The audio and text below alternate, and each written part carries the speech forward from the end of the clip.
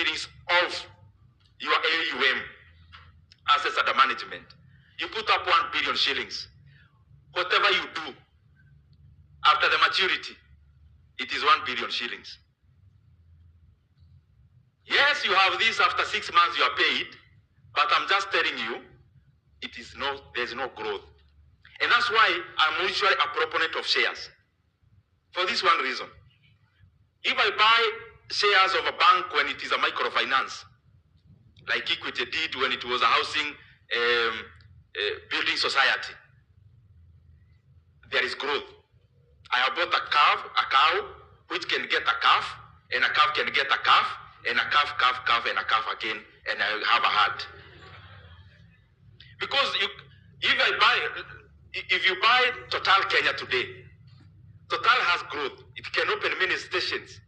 It can grow. The people who wake up in the morning to go to Total Kenya, they go there to grow. He has to manage what they already have, but imagine they have no ceiling. But in a government instrument, just like fixing money, you already have a brick ceiling. Not a glass one, a brick one. There is nothing you can do to grow that money. It is cast in stone. And that's why I am calling upon us, economically speaking, but also in terms of investments. What we must achieve from this conference this January is that we must be innovative. And we cannot innovate when we want assurances. If you wanted an assurance you reach in Mombasa, there was no way of leaving Nairobi. Because you are using an aeroplane and you are not the pilot. You are using SGR and you are not the one on the steering wheel. You are using a bus. You actually didn't know how the road is. So you left hoping utafika. Even in investments, the reason why we remain below the radar, we remain below the ceiling, is because we want assurances. No, me I want LAD. You know LAD, it can't get lost. I'll keep seeing it, DOE. No, I want a government board. You know governments, they never go bankrupt. So I have assurance. I'm fixing money in the bank because I am assured. I am assuring my investors of a return. Assurance and innovation, they don't go in one sentence.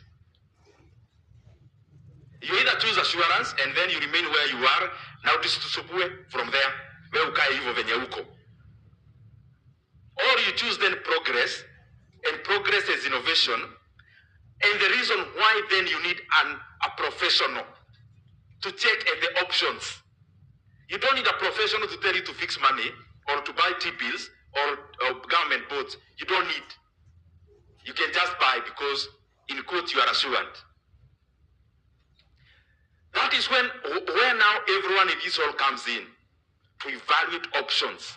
Because you are innovating already, you have opened up your mind, and you're not opening up your mind just to be seen. You know, there are things we do to be seen, but there are other things we do to do.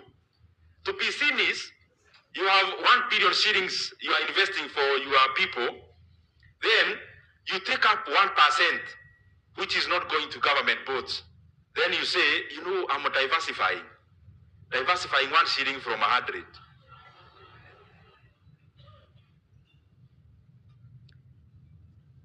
Let me start by telling you one thing, those of us who are here.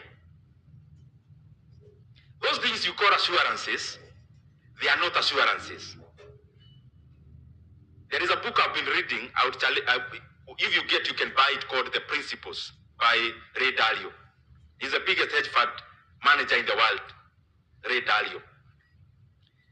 And he has done a lot of research, deep. And because he has money, he's a billionaire. So I'm using his knowledge now to come here also to talk. What do I mean? I don't have to do the research he has done. Because he's a billionaire in dollar terms and I'm not, I have made him, or I have, mimi nimekaa nyuma, akatumia bilioni zake, akafanya research, so I'm just coming in to consume. Very well refined book. It's big though. Now, he talks about the sequences of how global economies have been. which is part of the speech, by the way, guys. Don't think that I have other points later. This is the speech I'm giving you. So he gives the scenarios of how economies have evolved ever since, centuries. About, for example, debt. About how credit brings debt. You know, credit and debt are two separate things. Credit comes first, and then debt, and then default, and then a crisis, and then a rebirth. In the world, it is always exactly like that. Even the markets which you operate in, and in the markets, I don't mean stock markets alone. Markets, I mean anywhere you go to invest. Those are the markets. Real estate is a market. Stock market is a market. Boats is a market. I mean, across. Markets are strikingly cyclical. What I mean, predictable. So, for example, we had a financial crisis in 2007, 2008. Anyone who does, actuaries who are here, also economists, you can always predict by looking at the parameters when we are likely to have another financial crisis. The stock market in Kenya, the way it is now, you can always predict it's now bullish. It is likely to be bullish maybe up to end of 2026. But you can almost predict that by the first quarter of next year, it will not be bullish. Because there are parameters you can attach and you get the answer pale mwisho. You know the way you mix uka ya chapati, mafuta, na maji, unafanya hivi maneno, hivi chapati inakuwa. There is a sequence, but there are also ingredients. Even in economics, how the economies behave. If you put in ingredients in your formula, you can always tell where you are headed. What am I trying to say? Those things you call assured, they are not assured. And I want to tell you here, and I'm not trying to instill fear onto anyone. Do you sit down in your office and ask yourself, you've been investing in government boards, and you are now investing more than any other time, because Kenya is borrowing more than any other time in history. Even in your books, you see in terms of quantum, you are buying more boats than you are buying before. You are buying government instruments in terms of amount than there was before. There was more on offer than, there is more on offer now than has ever been. Do you sit down to ask yourself, ikitu ni nini munafanyaga? In terms of, okay, we call it investing.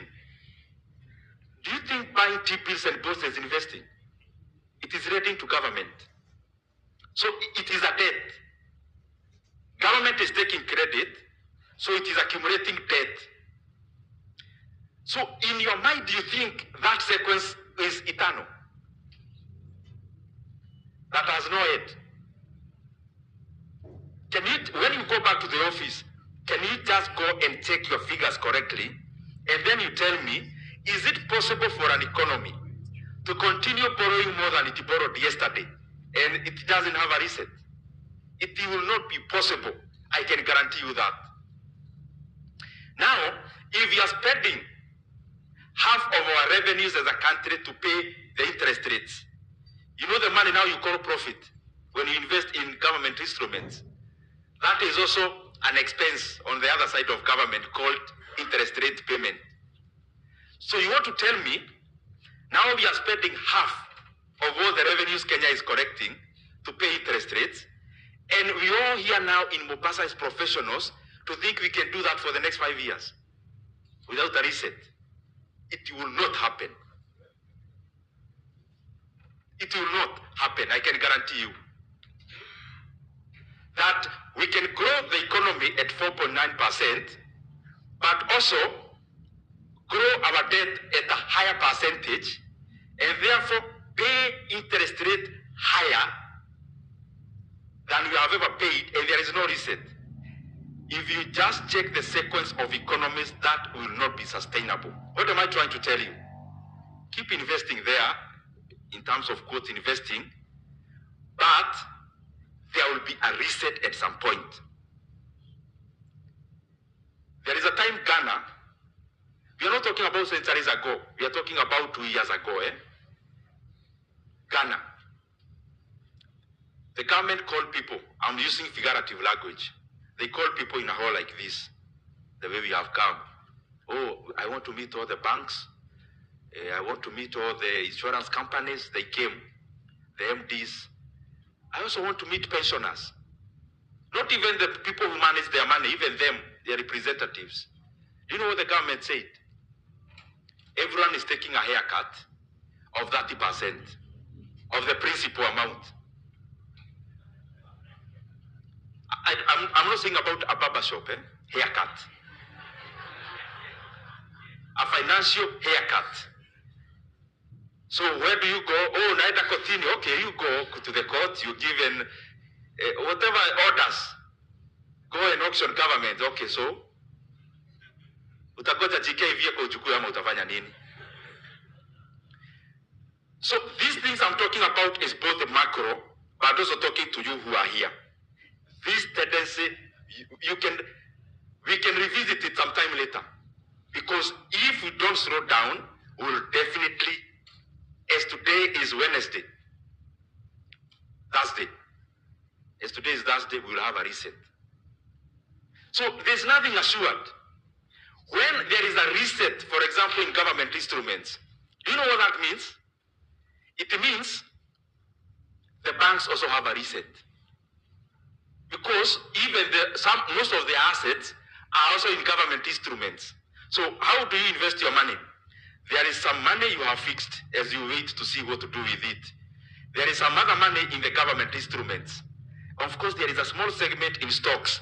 There is another one in properties. Na ingekuwa si regulator ya property hata ndiye ingekuwa juu zaidi. You guys would be owning all the land in Kenya. Maybe kama sio regulator kukaza kidogo. So, when there is a reset in government instruments, it hits you direct. But it's also hits you indirect with the money in the bank. Because the sequence continues. Also the bank comes and tells you, I know you deposited this money here, but simesikia vile kumesemekana, I also owe you this much. The sequence, that's how it goes. And I am hoping Kenya will not reach there. Unfortunately, if we become more excited because there is a lot of domestic money, there is so much domestic money now that people are paying more in NSSF and all the other funds. So there is so much money in domestic market. And therefore, inatusupua kupea government haraka haraka. You are not giving, you are neither investing, you are actually lending. And you are not lending to somebody who is going to invest. You are lending to somebody who is spending. If the government of Kenya does not borrow money, go to the market for 2 months, can it operate? I can actually challenge the government. For us to know our economy is stable, they don't go to the markets for 2 months only, or 3. To ask for TPs or both. Then we see whether they'll pay salaries. Not build roads, paying salaries. Because if you collect money, half is going to you as profits in terms of interest. The other half is not even enough to pay salaries. So what I'm trying to say is that as you do your math in the office, there is nothing certain. What has been certain has been proven not to be certain in perpetuity. The second thing, the important, I had two important things, that one and this other one. The other ones, I don't think they are too important. I'm still on innovation. The companies you admire here in this hall, at a personal, individual level. Berkshire Hathaway, Bridgewater, BlackRock, Blackstone. I'm talking about the biggest companies in the world that manage money. Where do they get most of their profits? Take Berkshire Hathaway. Because it's a model I would really beseech all of us to think how we can model our money around there. We invest money in stocks, but we all invest money in stocks here passively. How can you be having billions of dollars in AUM and you are buying shares passively? I wonder if a normal Kenyan, a retail investor buys 2 million shares, 100 shares, 10,000 shares in KCB, and you have billions of money buying KCB shares as a passive investor. Do you think that is too wise? Then what is the leverage you have in having so much money? It means you are not using your money as a muscle when you are investing. I challenge us. Our capital market now and our markets have opportunities that are so glaring. But the people with the money must unlock that money to stop being passive investors. I think you are investing for dividends. Dividends is for us as individuals. You guys must not invest for dividends. You must invest for growth. And for you to invest for growth, you must invest to get a seat in the decision making of those companies. Because you have the muscle. And you realize some of these companies, and especially those which have government association in them, they also need your brain to make them grow. Take Berkshire Hathaway.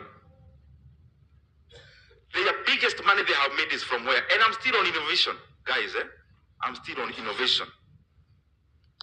Their money is in investing in companies. You know, they are the insurance company, I think, is the second or largest in America. That is their insurance company, not a passive investor. Their insurance company. Then they have hundreds of companies. When Warren Buffett meets his CEOs, he meets them like at this conference. Can you imagine all guys here? Every person is a CEO of a company. Let's say I'm Warren Buffett, I'm saying that. Now I'm speaking to you as CEOs of my companies, all of you. At a point where, how is my Nini doing? Not passive ownership. That is the level we have to go. Every person in Kenya managing money. For our capital markets to mature, we must stop this thing of investing passively and invest heavily. And investing heavily includes going to negotiate when you are investing. If, for example, you have 25 billion shillings you want to invest, and you want to invest in Equity Bank, don't go to the market. Why are you going to the market? When are you going to have 25 billion worth of shares buying from the market? Always the banks needs money. Always. You can rest assured. Just have tea with James Mwangi. I mean, some of you may combine forces and form a consortium. Go and have lunch with Mwangi. Tell him we have 25 billion here. We want to invest in your company. They'll create shares for you, and you'll pump in your money, and you'll get a board membership, and you become part of Equity Bank, including growth of it. Am I speaking? I'm an Yogex Swahili. If you look at Berkshire Hathaway, you will never see they throw money there to chance. If you have the might, which you have in this room, stop kuja kwa market kusubua small shareholders like us. Go and talk to the companies themselves. They create shares. Do you know who is the largest investor in Equity Bank? Anyone with an idea? Fao does know. I'm talking about the investor. Actually, he's the #1 shareholder. Anyone with an idea?